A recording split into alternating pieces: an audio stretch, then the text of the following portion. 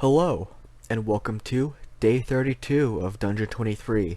It being day 32, and there being only 31 days in January, despite what I believed previously, means that today we'll be making the first floor of Floor 2. That means that players will have taken their subclass, most of them. Some players get them at level 3, but first floor is made for players of level 1 to 2. The second floor will be for players 2 to 3. So regardless, they should have their subclasses in the second level. Now, with the first level, we did find out that we can make rooms a bit larger, but also I'm actually going to make the actual layout, the page on Roll20 smaller.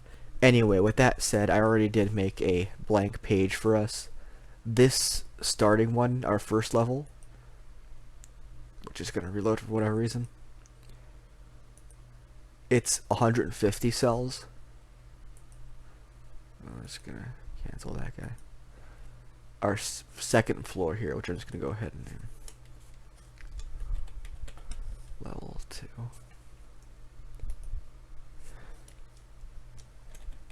Level 1.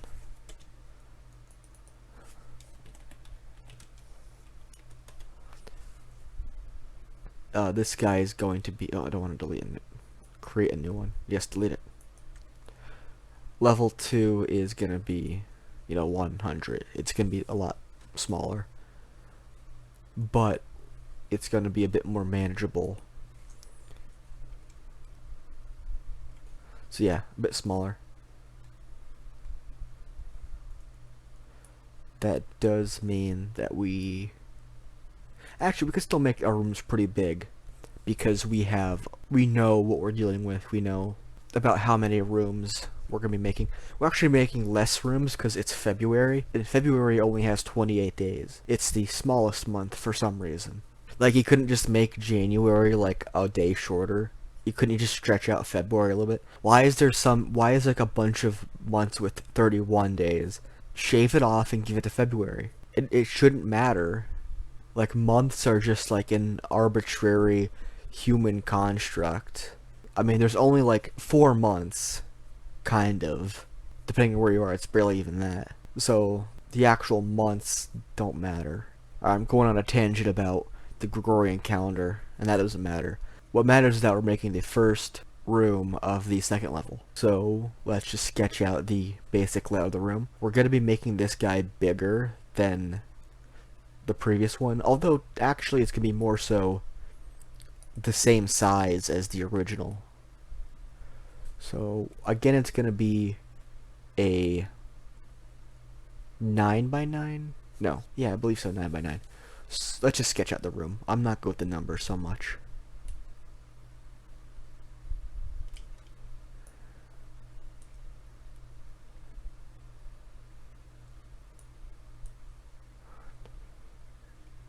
Seven by 7, I mean.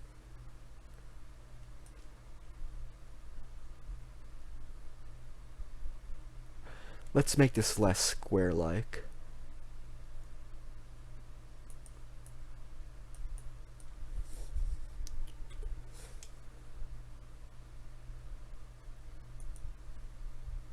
Let's not make this extra large. I'll use it for doors.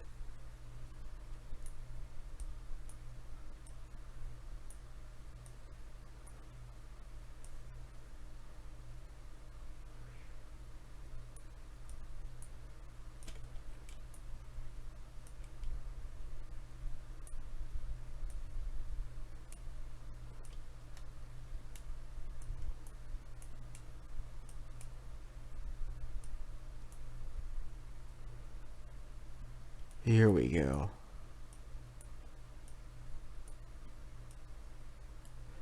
This is going to look a lot nicer.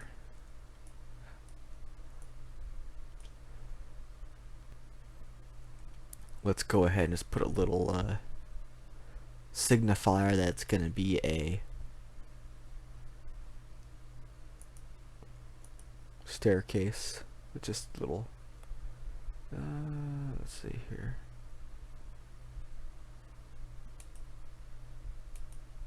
Oh.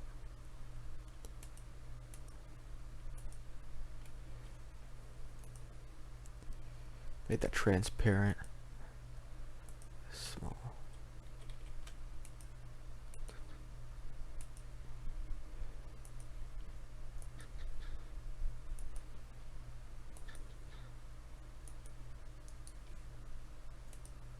Regular.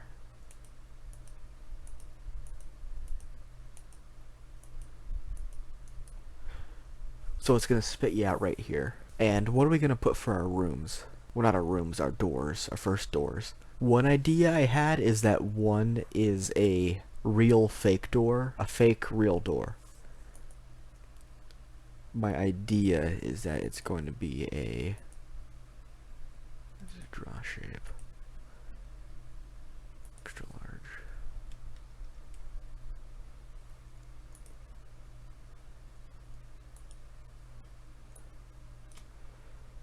It is going to be a canvas door, as in it is a piece of canvas.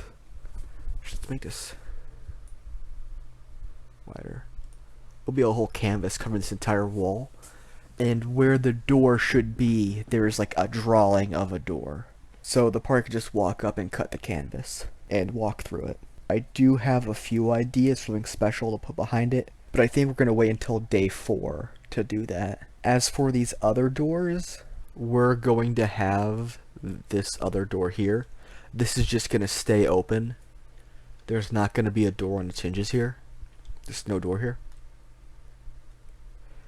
Down here, we're going to have a locked door.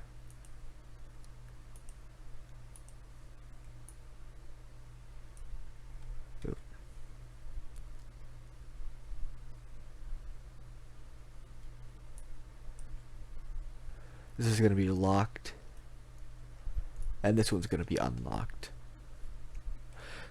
There's no like magical barrier like in the previous one. Although maybe we'll put like somewhere in the dungeon there's a lever that when you switch it locks this off. You know? Maybe there's a booby trap that it turns it off. I don't know. Anyway, so this door is going to be locked. This one's going to be unlocked. So let's go ahead and actually denote that down. GM info overlay. Again, make this green because it looks the nicest in, you know, the info overlay.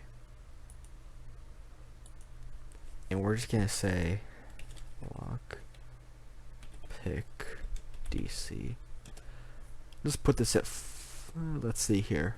Say they get that expertise, so 10 plus their proficiency, which is gonna be 4 because presumably it's a rogue.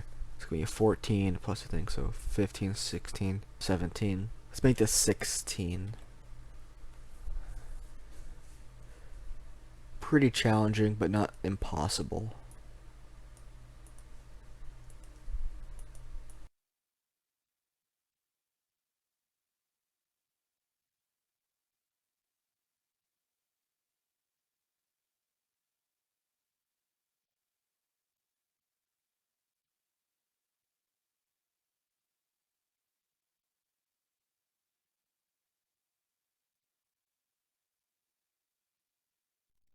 It'd be nice if I didn't have to snap things to their spot, but oh well. This canvas, we're just gonna give it a basic armor class and damage, because canvas does have an armor class and damage, like the material does. Most materials do have armor class and hit points, and same goes for constitution. It's just that people don't actually use them because it's kind of annoying to memorize them. But also, like, if you're outside of combat, there's no reason armor class should matter. So that's just going forward, and we're going to keep this in mind the entire time we're making this dungeon. If the party's not in combat, just to give them like a time amount. They're like, okay, you spend a minute cutting through the canvas, or you spend an hour cutting through the door, or you spend just, you know, unless they're being chased down, then they start hacking away at stuff. Then you have them roll, then you have them make the attacks and do damage, and then add modifiers and all that crap. Yeah, let me just double check canvas on my resources, and then we'll see what its HP and armor classes. So the AC for cloth, paper, and rope is 11. So we're actually going to put that as 11, being the armor class. And HP, it usually goes by size. This is pretty large, but you're also cutting a small hole through. So let's just say you have to do 10 points of damage to cut a hole big enough for a medium-sized creature to get through. So let's go ahead and write that down. AC is going to be 11. And it's going to be 12 HP of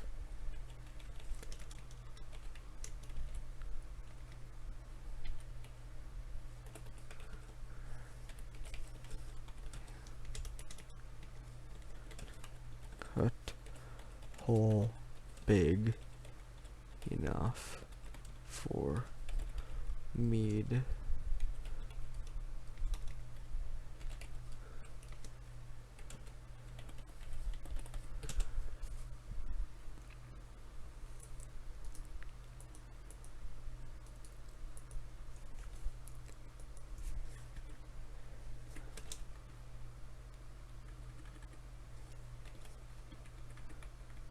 Alright, so let's move this guy up.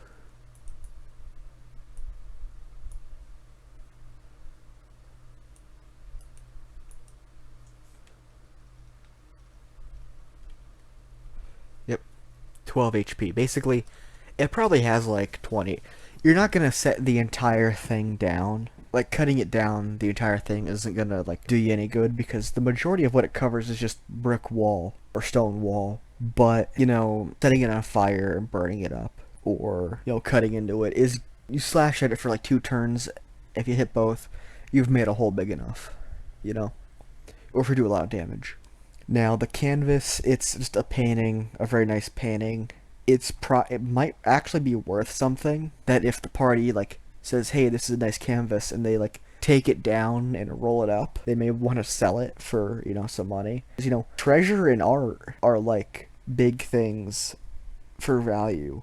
Like, a lot of people get kind of bored with how much gold they have, because you get a lot of gold. You don't need to spend as much gold as you do in 5th edition as opposed to older editions, where in some cases your gold value, like the gold you extract from a dungeon, is your XP, and you have to spend that gold on your XP, which is actually a system I'm using for my current game, my Spelljammer game, which I'm messing around with, just making it so much easier by just being able to just hand out gold instead of having to worry about milestones, which isn't too bad, but you just have to feel about, oh, have we been playing this long, how much of it was actual game time, and how much of that was, you know, canceled sessions or whatever. Then you have XP system, where coming up with monsters and then calculating how much XP and keeping track of how much XP everyone dealt with on certain days, because was so and so here for that, it's all unfair. So gold for XP, I think, is greatly underappreciated, and I'm going to be using that for, I've used that for that game and the game I'm going to be running in the future, which I might actually do a campaign diary for that game, because it's a bit too late for me to start a campaign diary for the one I currently am running, and the next game I'm planning on running probably won't fit having a campaign diary because of the way that's designed to go. Like, that's just, you level up at the end of every session, because it's a very short, super unbalanced, fun, chaos, nonsense game. Very similar to how this dungeon is supposed to be. The only difference is that this milestone is, you level up about halfway through each, a bit halfway through each floor, or maybe at the end of every floor. It depends, you know. We're playing fast and loose with the leveling. All that matters is that the levels of the dungeon correspond to about what level you're going to be playing as. So, like I said earlier, level 1 is made for people level 1 to level 2. Level 2 is level for people level 2 to level 3. Then next level is going to be, you know, 3 to 4. That kind of stuff. But yeah, so that's our canvas. Sorry about that little tangent about leveling there. But we have our canvas. They can take it if they want to. It's just nailed into the wall. It's not going to be easy to rip it down, because like ripping nails from cloth or cloth from nails actually isn't kind of easy, because like hard bag canvas, like panning canvas, it's pretty thick. It's basically like a thick cloth. So it's probably just gonna be like a strength check, or maybe like it takes 2 rounds or 2 or 3 rounds to do. But it also needs to take an action instead of your item interaction. Being more active with it, because you can't have both. You can't really hold both hands with it and then have like a sword or whatever. No. Anyway, what matters is that we do have our first room of the second level done. We have our locked door. We have a canvas fake door. And this unlocked door, we're going to actually denote that as being unlocked.